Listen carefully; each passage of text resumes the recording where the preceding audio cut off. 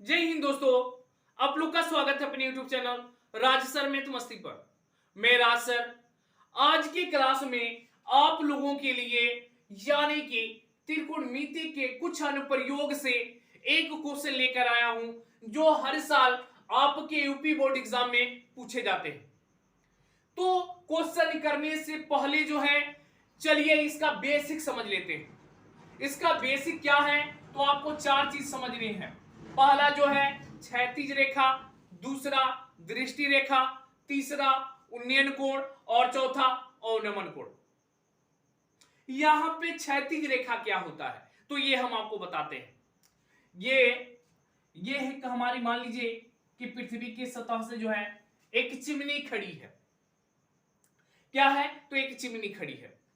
मान लीजिए कि यहां पर एक कोई व्यक्ति क्या है तो यहां खड़ा है और क्या करता है, ये व्यक्ति यहां से एग्जैक्ट यहां सीधा देखता है। मतलब कि यहां पे क्या हो रहा है तो इसको सीधा देख रहा है। जब वो सीधा देख रहा है तो यहां पे क्या होगा तो हमारा क्षैतिज रेखा होगा, क्षैतिज रेखा। जब कोई भी व्यक्ति यानी कि बिल्कुल सीधा देखता है तो वो हमारा क्षैतिज रेखा बनता है, यानी कि क्षैतिज रेखा वो कहलाता है। यानी कि बनने वाली जो रेखा होती है उसको हम क्या बोलते हैं तो क्षैतिज रेखा बोलते हैं। अब मान लीजिए कि चिमनी की इस लास्ट पॉइंट को देख रहा है। ये जो व्यक्ति है इस चिमनी के इस लास्ट पॉइंट को देख रहा है तो यहां पे इस पॉइंट को देख रहा है।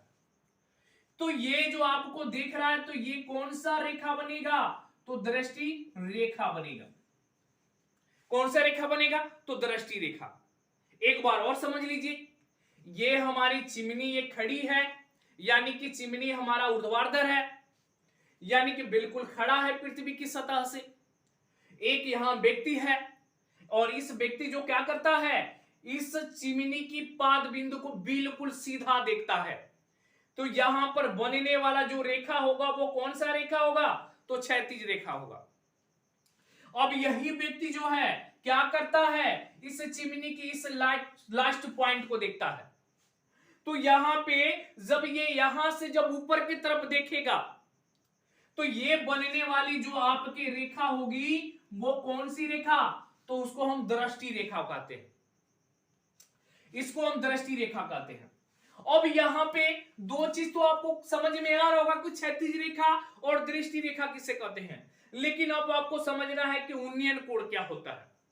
तो उन्नयन कोण जब हमारी नैन जो है वो नीचे से ऊपर की तरफ उठेगी तो वहां पर बनने वाला जो कोण होगा वो कौन सा कोण होगा तो उन्नयन कोण होगा। उन्नयन कोण, उन्नयन कोण होता है। फिर एक बार आप समझ लीजिए कि उन्नयन कोण कब बनेगा। मान लीजिए कि हमने क्या यानी कि बिल्कुल सीधा देख रहा हूं तो बिल्कुल जब मैं सीधा देखूंगा तो वहां पे हमारा क्षैतिज रेखा बनेगा। जब मैं किसी मान लीजिए कि हवा में उड़ते पतंग को देख रहा हूं तो हमारी आंखें जो होगी वो क्या होगी तो ऊपर की तरफ उठेगी। तो ऊपर की तरफ उठेगी तो हमारे नैन क्या हो रहे हैं तो ऊपर की तरफ उठ रहे हैं। तो ऊपर की तरफ उठ रहे हैं यानी कि उन्नयन, यानी कि उठे नयन, यानी कि वहां पर बनने वाला जो कोण होगा वो हमारा उन्नयन कोण होगा। तो ये आपको तीन चीज समझ में आ गया होगा कि क्षैतिज रेखा किसे कहते हैं, दृष्टि रेखा किसे कहते हैं और उन्नयन कोण किसे कहते हैं। अब आपको समझना है कि अवनमन कोण किसे कहते हैं। तो ले लीजिए, मान लेते हैं कि यहां एक छत है और यहां पर एक व्यक्ति खड़ा है और ये कर क्या रहा है तो ये बिल्कुल एग्जैक्ट सीधा दिख रहा है। अभी मैंने बताया है कि जब कोई भी व्यक्ति जब सीधा देखेगा तो वहां पे कौन सा रेखा बनेगा तो यहां पे क्षैतिज रेखा होगा, क्षैतिज रेखा, यानी वो क्षैतिज रेखा कहलाएगा। और मान लेते हैं यही जो व्यक्ति ऊपर बैठे हुए छत पे यानी छत से ये नीचे इस टुकड़े को देख रहा है तो जब ये व्यक्ति ऊपर बैठा जब नीचे टुकड़े को देख रहा है तो यहां पर ये हमारा क्या होगा तो दृष्टि रेखा होगा, दृष्टि रेखा। ये यदि हमारे काल्पनिक रेखाएं होगी, यहां पर बनने वाला जो कोण होगा यानी कि जब हम ऊपर से बैठे किसी छत से, यानी कि हम किसी मंदिर पे ऊपर चढ़े हुए हैं या छत पे हम ऊपर चढ़े हुए हैं और हम उस छत से हम नीचे किसी पत्थर को देख रहे हैं, तो हमारी जो नैन होगी वो क्या होगी, तो नीचे की तरफ झुकेगी। तो जब हमारी नैन नीचे की तरफ झुकेगी तो कौन सा कोण बनेगी, तो अवनमन, यानी कि जो हमारा नैन होगा वो नमन हो रहा है नीचे के तरफ। तो इसलिए हम कह सकते हैं कि यहां पर जो हमारा कोण बनेगा अवनमन कोण बनेगा। यह चीज आपको बहुत बढ़िया से समझ में आ रहा होगा। तो चलिए, यदि ये चीज आपको समझ में आ रहा है तो फटाफट के अंदाज में क्वेश्चन पर चलते हैं। क्वेश्चन क्या कह रहा है, तो देखिए, जिस समय सूर्य का उन्नयन कोण 30 अंश था, एक स्तंभ की परछाई 20 मीटर नापी गई, स्तंभ की ऊंचाई ज्ञात कीजिए। तो चलिए, इसका जो है शॉर्ट स्किल ले लीजिए और इसको जो है अब हम साफ कर देते हैं।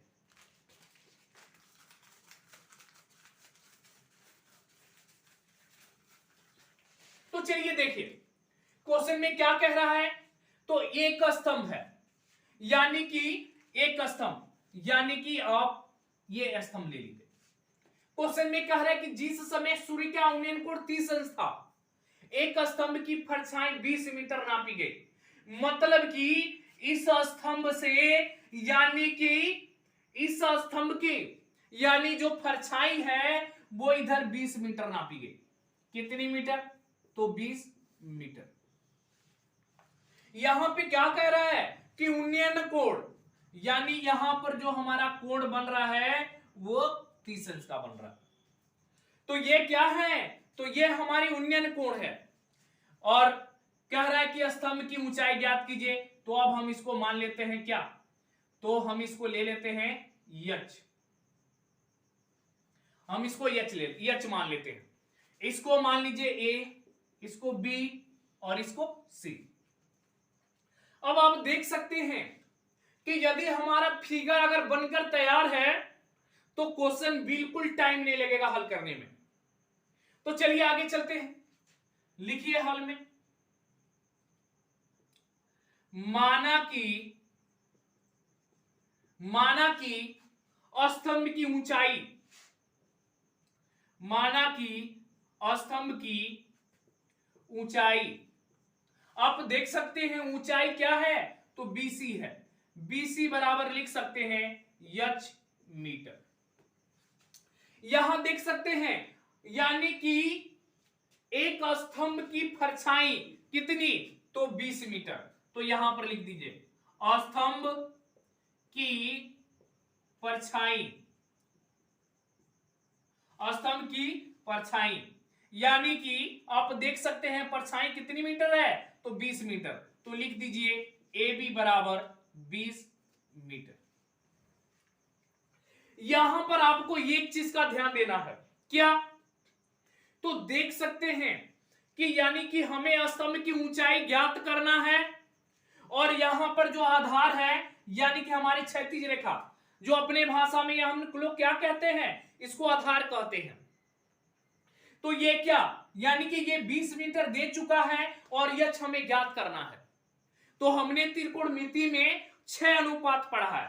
6 अनुपात कौन कौन से पढ़ा है, तो sine theta, cos theta, tan theta, cosec theta, sec theta और हमने पढ़ा है कॉट थीटा। तो ये हम 6 अनुपात पढ़े हैं। अब आपको 6 अनुपात में आपको ये पता करना है कि किस अनुपात का जो सूत्र होता है वो लंब बटे आधार होता है।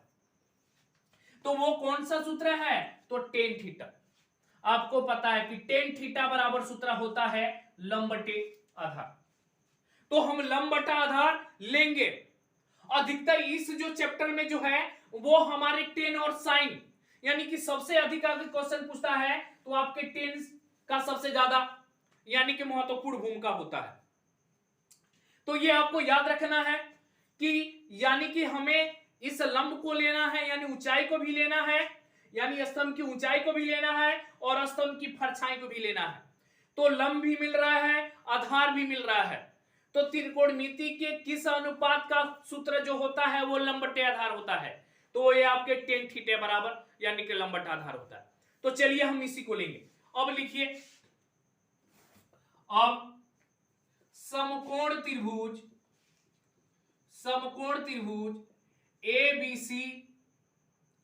एबीसी में लिख लीजिए कि टेन थीटा बराबर सूत्र होता है लंब बटे आधार। लंब देख सकते हैं बीसी दिया है, आधार जो है एबी दे रखा है। आगे चलते हैं, यानी कि टेन थीटा, यहां पे देखिए थीटा यानी कि कोण कितने अंश बन रहा है? तो 30 अंश बन रहा है। तो यहां पर लिख दीजिए यानी 30 अंश बराबर बीसी को हमने क्या माना है? तो एच, यानी कि ये आपके 20 मीटर ऑलरेडी दे चुका है। चलिए आगे लिखते हैं। अब यहां पर दे रहा है टेन 30 अंश, तो यहां पे टेन 30 अंश पूछ रहा है, तो आपको जो त्रिकोणमिति में जो मैंने टेबल आपको सिद्ध करवाया था वो चीज आपको याद रखना है। साइन 0 अंश का यानी कि साइन 30 अंश का, 45 अंश का, 60 अंश का, 90 अंश का, वैसे ही टेन 30 अंश का मान क्या होगा? तो आप उस टेबल से देख लीजिएगा। तो टेन 30 अंश का मान होता है 1/√3 बराबर ये आपके हो जाएंगे यानी कि h/20। आगे चलिए हल कर देते हैं। चलिए यहां हम इसको हल कर देते हैं। अब जो है यहां पे इसको हम क्रॉस गुणा कर देंगे, तिर्यक गुणा। तो जब आप कर्णी में 3 से जब यच में गुणा करेंगे तो क्या होगा? तो कर्णी में 3 यच होगा बराबर 20 से जब 1 में गुणा कर देंगे तो आपका हो जाएगा 20। हमें किसका मान निकालना है? तो यच का मान निकालना है। तो लिखिए यच बराबर 20, यच का गुणांक रूट में 3 है, ये आपके लग जाएंगे रूट में 3। अब देख सकते हैं यच का मान क्या आ रहा है? तो यच बराबर 20 कर्णी में 3 आ रहा है, लेकिन यहां पे जो है वो हमारे हर में कर्णी में 3 है दे रखा है। तो हम हर से क्या करेंगे? तो कर्णी को हटा देंगे, और जब हम हर से कर्णी को हटाएंगे तो हम करेंगे क्या? तो परिमेयकरण कर देंगे। परिमेयकरण कैसे करते हैं? तो यहां पे हर में जो आपके कर्णी में 3 है, हम इसी से अंश और हर में गुणा कर देंगे। आप गुणा कर दीजिए, यच बराबर 20 कर्णी में 3। अब आपको इसमें भी कर्णी में 3 से गुणा करना है, इसमें भी कर्णी में 3 से गुणा करना है। आगे ध्यान दीजिए, जब यच बराबर 20 से कर्णी 3 में गुणा करेंगे तो 20 कर्णी में 3 बट्टे, और जब कर्णी में 3 से कर्णी 3 में जब गुणा करते हैं तो होता है सिर्फ हमारे 3। तो यहां पे यच बराबर क्या आ रहा है? तो यच बराबर 20 कर्णी में 3/3 आ रहा है। तो यहां क्वेश्चन में क्या पूछ रहा है? स्तंभ की ऊंचाई ज्ञात कीजिए। लिख सकते हैं अतः स्तंभ की ऊंचाई यानी कि यच बराबर 20 कर्णी में 3/3। यही आपका क्या हुआ? तो आंसर हो जाएगा। आशा करते ही यह वीडियो आपको जरूर समझ में आया होगा। यदि ये वीडियो समझ में आया है तो हमारे चैनल को सब्सक्राइब करना ना भूलिए। और आज के वीडियो में सिर्फ इतना ही। धन्यवाद।